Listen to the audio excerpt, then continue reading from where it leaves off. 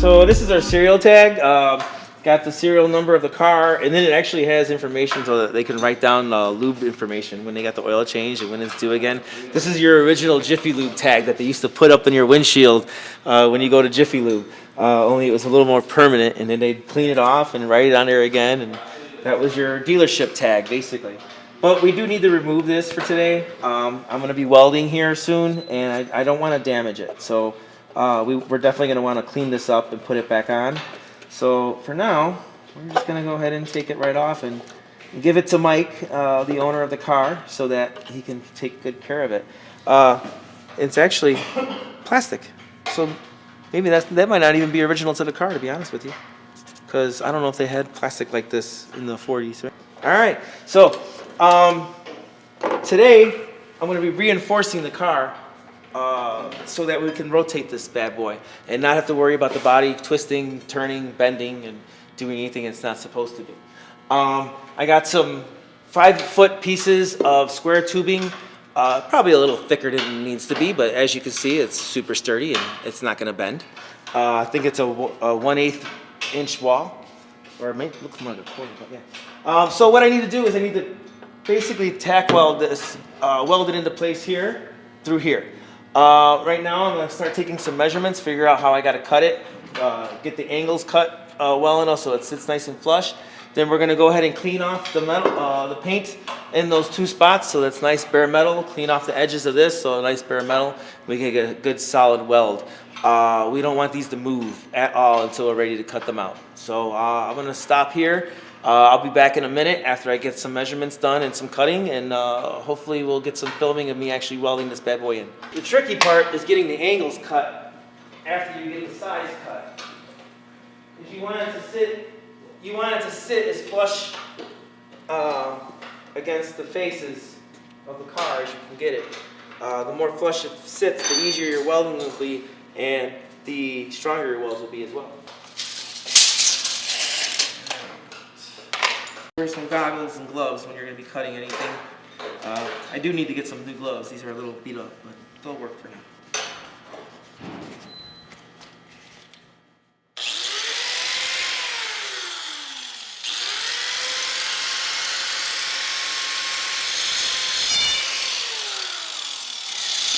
Alright, we got this bad boy cut for length. Now we got to figure out our angles real quick.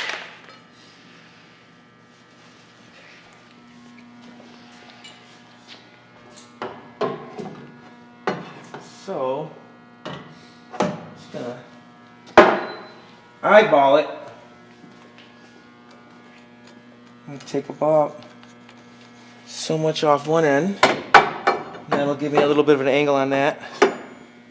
Then reverse it and just take a little bit off right there. Now, because I'm really close to where I want to be in position on the car, I don't need to take off too much. I just need that top to come down a little bit to about here, and that should do it. So shaving off those little corners off the end should give me the difference that I need so we can get this a little closer.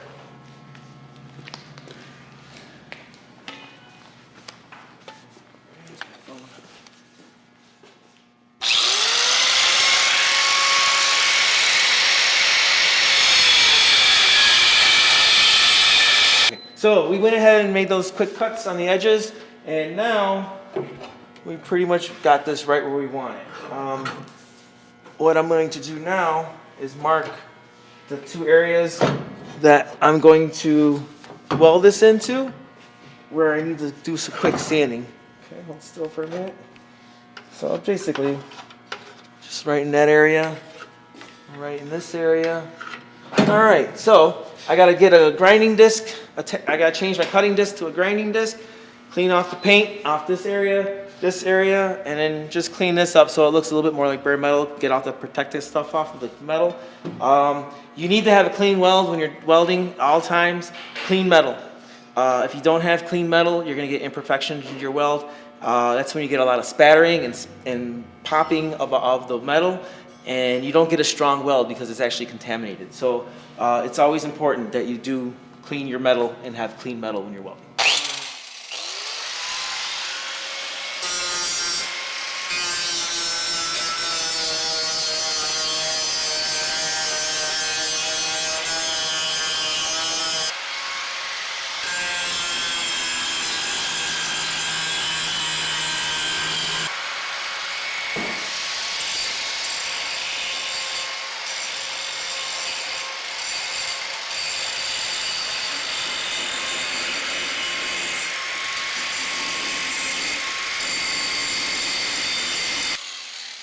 got everything's cleaned up. I'm gonna go ahead and set my welder up and get ready to do some welding. We'll be back in a minute to show some welding on how we get this actually permanently in there. So I do need to ground my welder. You always have to have a proper ground. There's not really any good, really clean places of metal that I can just clamp onto. And again, your ground needs to be clean. The cleaner the metal is, the better your ground. Since this is all connected together and through the hinges and everything, I'm gonna just probably ground right through this hinge. It should be okay. We'll know once we start welding. We'll know if we don't have a good ground. So I'm just gonna do that to make it easy and clean this off on both sides real quick, and then go ahead and attach my ground. Okay. I almost wish you guys can smell that, because it's such a unique smell. Not horrible, just old car smell. Okay, so as you can see, we got nice shiny metal there. That should be a decent enough ground through the hinge and into the body. That should be a decent enough ground. So we're gonna go ahead and put our ground right there, and now we should have a proper ground. So real quick, we're gonna go ahead and start tacking this piece of metal in. Gotta get your welding helmet. I got my little shade there because sometimes I have a light coming above me and messes you up a little. So that's just a little extra shade. Okay. Oh, also, you should always have sleeves when you're welding. A lot of people that are home welders and do this at home, they may not realize it, but when you're welding, you're literally working with ultraviolet light, and it's even more powerful than the sun. And if you don't have your arms covered up or you're not wearing gloves, it's not just the fact that you're gonna get burned by the sparks and by the spatters. You can literally get sunburn from this, and I've done it before. I did it once. I had sunburn from here from my gloves to my sleeves because I didn't have sleeves on. So I mean, it can get painful. We're working with some really thick metal. We got to turn this up. Also a little bit more speed. Double check my gas. I did turn it on, but I want to make sure I have some. Very little, but it's enough. Okay. All right, so.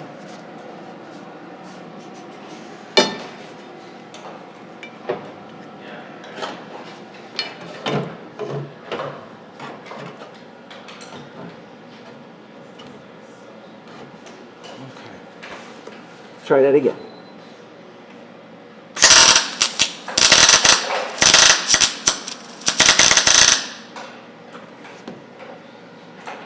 That one's decent. It'll hold for now, so I can get this other bottom part welded in, and then we'll go ahead and strengthen that up. Actually, I'm gonna go ahead and turn up my wire speed just a little bit. Give it a little more heat.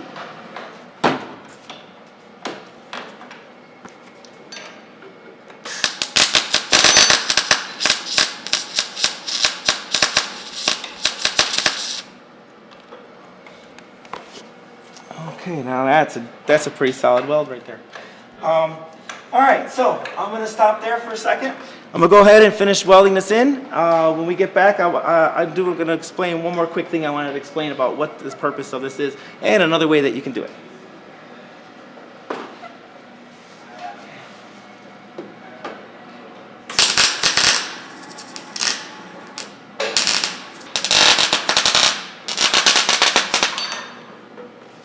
That's the sound I was looking for. So it was just a heat and speed adjustments. That's the one thing about MIG welding. It's a constant adjustment. Even though a lot of welders will give you recommendations on heat speeds and heats and speeds, they're not very accurate. So it's a lot of touch and feel and getting a feel for what you're welding. A lot of the times, if you're working on something that needs to be finished very well, you're going to want to take the time to test out your welder before you actually start.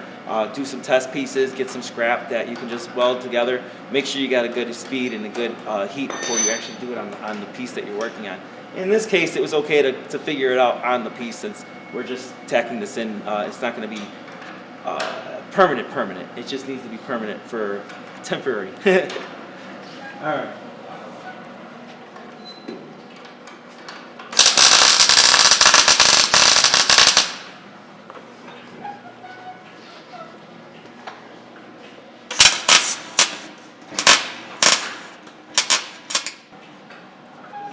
Okay. All right, that bad boy is in there. Like I said earlier, the whole point of this is to reinforce the body so that we don't have any bending or twisting of the frame once we start rotating this and start cutting out a lot of this bad metal. One of the things I didn't show earlier was this floor pan here. As you can see, it's completely rotted out. You can almost Fred Flintstone this car. So we're gonna have to cut this pan out, and when we do so, it's gonna weaken the car. So we need to make sure all this reinforcement is in there properly so that once it gets to that weakened point, it doesn't bend, twist, or do anything funky that's not supposed to do. Another thing I wanted to tell you too is there is another way you can do this. You can do this in a way that is reusable. For time constraints, we did it the simple way, but for our next project, we're gonna go ahead and probably make some reusable posts that we can adjust for different cars. The way you do that is you make connections that are able to screw in with basic plates that you would bolt them into the door latch bolts, and then to take off one of the car hinges, door hinges, and you can bolt it in there as well. And then you make the bar adjustable. You use some bolts and some nuts, and you're able to kind of make it longer, shorter, whatever you need. And then you can make yourself an adjustable bar.